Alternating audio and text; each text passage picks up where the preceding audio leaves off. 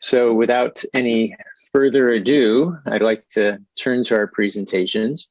And our first speaker is Professor Erica Woodahl from the University of Montana. And she's studying genetic variation in indigenous populations. And so I'll turn it over to Erica to tell us more about that. Thank you, Howie. Okay, well, thank you very much for the invitation to speak today. I'm hoping I can provide some insight on how we can ensure more broad access to biomedical research for underserved and understudied populations. And as Howie mentioned, my work is focused on indigenous populations, but I hope that these will be useful and generalizable to other populations who have thus far been really underserved in research. My research is focused on precision medicine and pharmacogenomics. The goal of precision medicine is to identify inter-individual variability in genes, environment, and lifestyle that can be useful in disease prevention and disease treatment. This graph is specifically showing about pharmacogenomics. In general, we know that populations are very heterogeneous, yet medications are often given in sort of a one-size-fits-all fashion, where there may be normalization to body weights or body surface area, but often populations are given a same standard starting dose or regimen. But not all patients respond the same. So what we're obviously striving for is that populations respond to the medication and their disease improves. However, we have some patients given a standard therapy who do not respond at all to medications. They might not have an adverse event, but they aren't benefiting from the therapy. So this would be considered a therapeutic failure. We also have patients on the other extreme that, given the standard dose, are experiencing adverse events, sometimes quite serious. So the goal of pharmacogenomics would be to identify these non-responders and people who are toxic responders, to identify them prior to initiating therapy, look at their genetics, and determine perhaps we need to adjust the dose. Maybe these non-responders need a higher than average dose. The people experiencing an adverse event maybe need a lower than average dose, or perhaps these patients need an alternative medication altogether. We know that the prevalence and frequency of genetic variation varies quite broadly across racial and ethnic groups, yet there's a large sample bias when it's a large sample bias towards inclusion of people participating in genomic studies. So this is a graph looking at the number of individuals participating in genome-wide association studies as a function of time. And it is looking at populations across the world. And what you see here from 2006 to 2008 is certainly a huge explosion in the number of genetic-wide association studies and the number of people participating in these studies. Yet this enormous growth in genome-wide association studies is mostly restricted to populations of European descent, which is displayed here in red. So you can see that there is this overwhelming bias of participation of people of European descent in genomic studies, and this is really discordant with the makeup of people of European descent as a function of the total global population. And this graph on the bottom shows the same. This is looking at percentage again across the years, and you can see just this overwhelming bias of participation of Europeans in research relative to their global population. When we look at this graph, the next two populations that have the largest inclusion in genome-wide association studies are here in blue, participants of East Asian descent, and green, South Asian descent. So there is some improvement there, but it is still very small relative to the increases in people of European descent, and really almost nothing or very, very little known about these other world populations. My research with American and Indian and Alaska Native populations, if we were to find them on this graph, indigenous people worldwide make up less than 0.02% of participation in genome-wide association studies. So they wouldn't even be a pixel on this graph. So we need to do a better job at including diverse populations in research.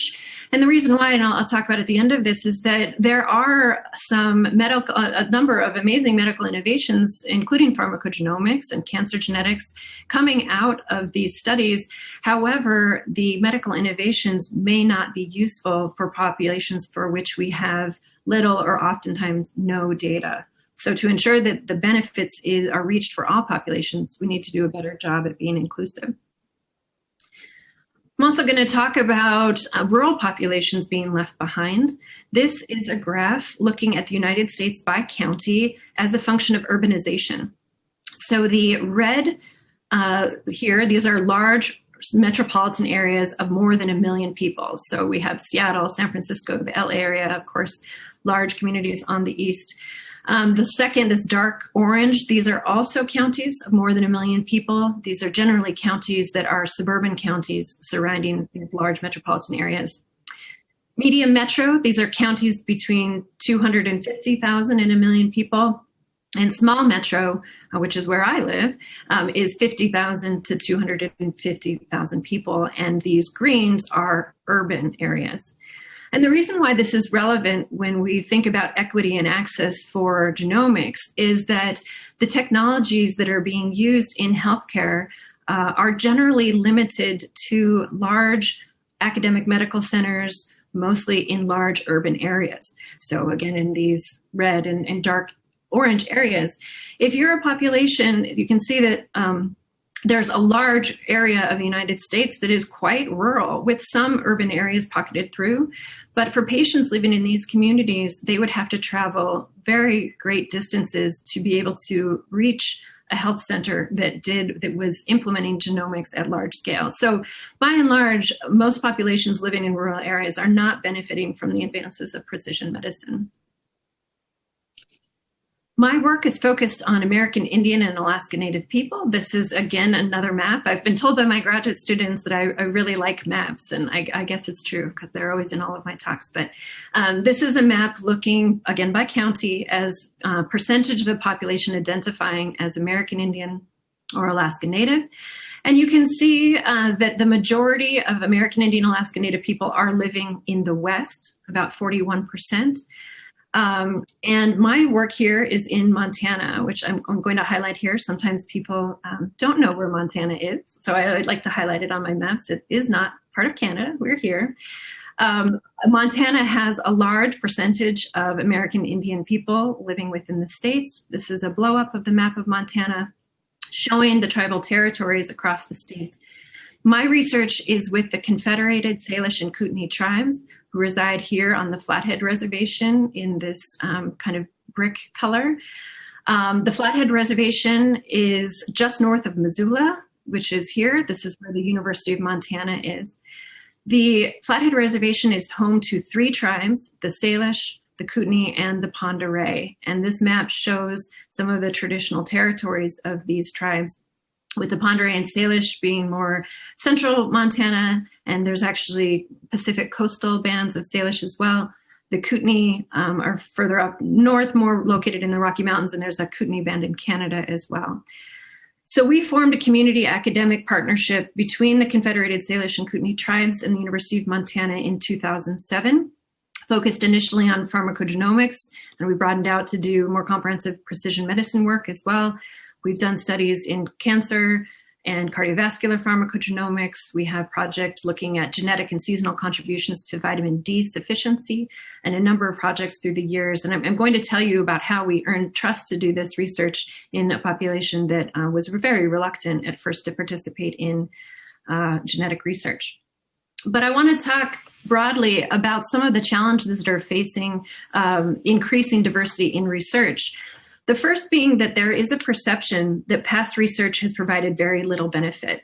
And this is sometimes coined helicopter research, where the researchers come in, they get samples, they get data, and they leave, and they publish their papers, they get grants, and they get promoted, and the community doesn't really benefit from that research.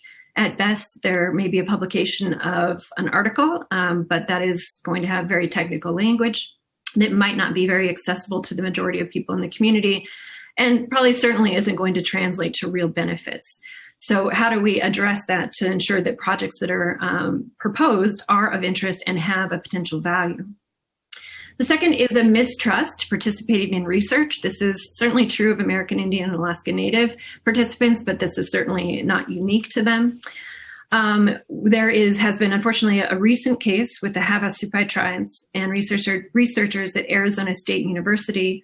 The Havasupai tribes have high incidences of diabetes, and the researchers, they partnered with the researchers at Arizona State to study if there was a genetic reason for this high incidence of diabetes. However, the researchers went on to share genetic samples with other researchers, and they studied a whole host of things that the tribe did not consent to and was not aware of. And this led to a large backlash against research and genetic research in particular in Indigenous communities. And in fact, in the case of the Navajo Nation, led to a moratorium on all genetic research. There are concerns about research questions and study methods. So what are the questions? Are these of interest to the community? Is there value for the community? How do we conduct the research? How do we recruit participants? It might look very different from community to community. And how can we work with the community to develop strategies to enhance recruitment? For a lot of the communities I work with, there is a large distance between an academic institution and the communities.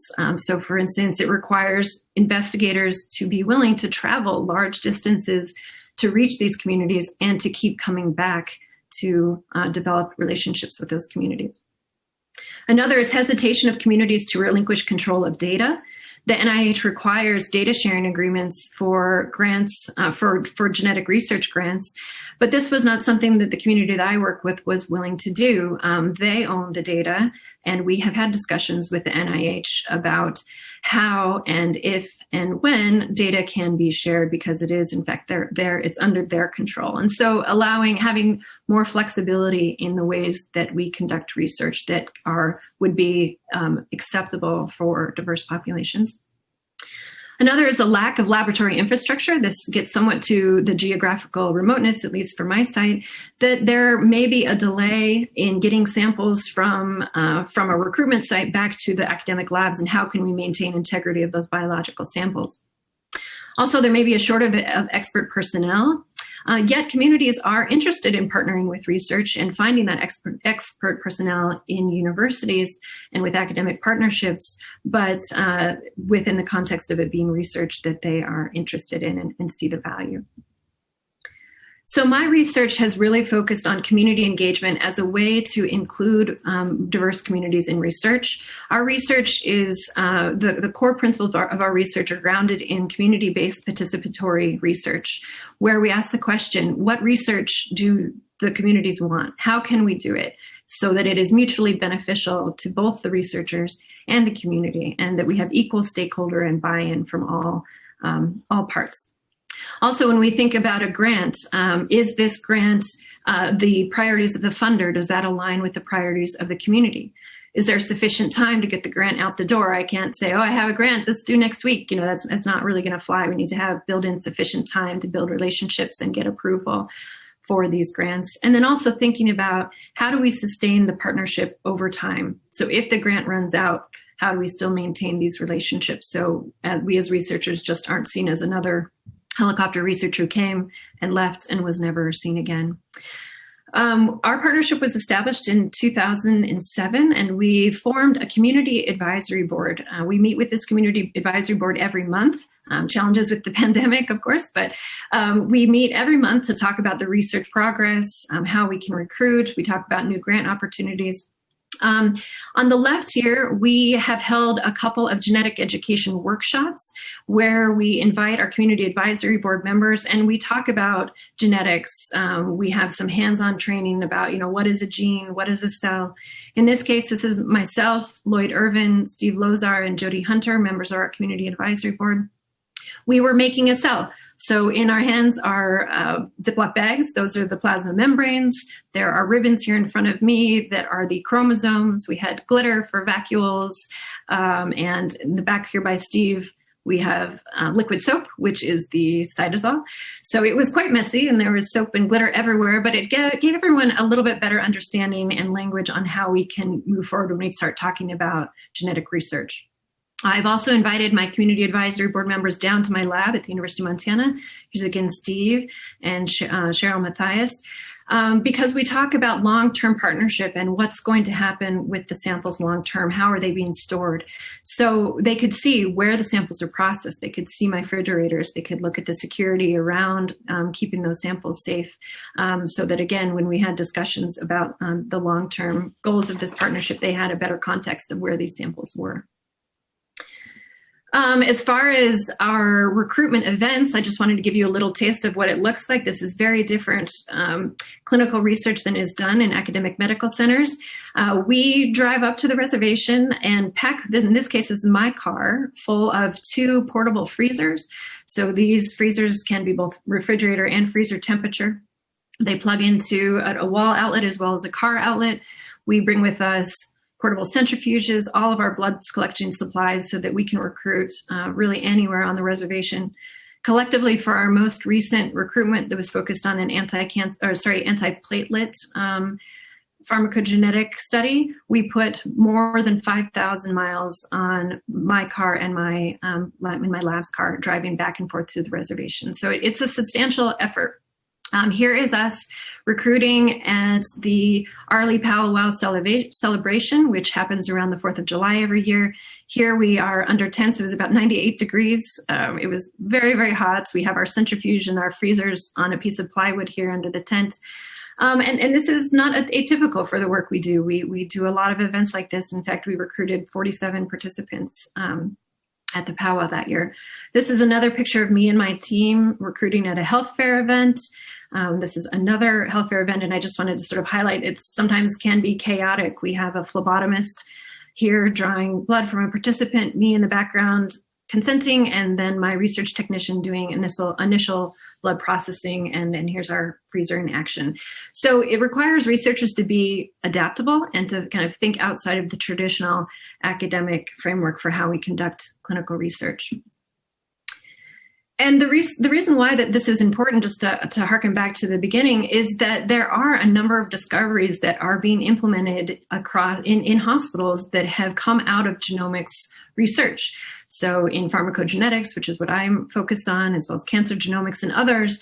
But as I mentioned in the beginning, there is this bias towards inclusion of people of European descent. So this was a study looking at how well, relative to a European population, these genetic predictions do in other populations around the globe. So American, South Asian, and East Asian, and African. You can see that relative to the Europeans here at 100%, there is really poor genetic prediction accuracy for all of the other populations. And there's also a large spread in the prediction and a lot of uncertainty. So when we're getting to the point now when we can implement some of the medical innovations resulting from this research, it really, at this point, is not going to be very valuable for most populations until we do a better job of being more inclusive. So to summarize, discovery and clinical research must consider unique challenges facing underserved communities. Yet we need to have more population-specific biorepositories to advance research on chronic diseases. So we need to think a little outside of the box on how we can include populations who have thus far really been left out. And I'm posing that community engagement is really an essential piece in ensuring that we have better access to research for underserved populations, and hope that this will help to address healthcare disparities. I'd like to just quickly thank my people from my lab and collaborators at the University of Washington, but importantly, my collaborators from the Confederated Salish and Kootenai tribes, especially our advisory board. And I know we'll have questions at the end, so I'll save this, but I just wanted to end as a picture from the Flathead Reservation. This is not what it looks like now. It's covered in snow and ice, but it is a very beautiful place, so come visit.